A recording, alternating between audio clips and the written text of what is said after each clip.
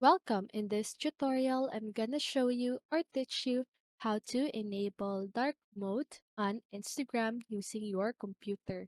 So if you want to know how I did it, just keep on watching.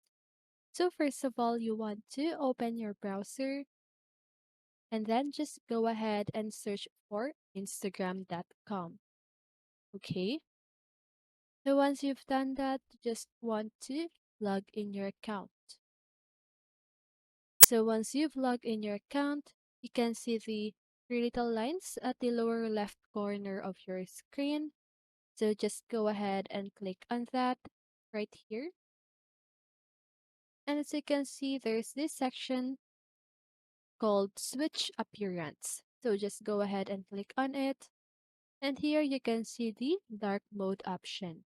And at the right side of it, there's a switch, right? So just go ahead and toggle that switch on. And as you can see, it enabled the dark mode. Okay? And that is how you enable dark mode on Instagram.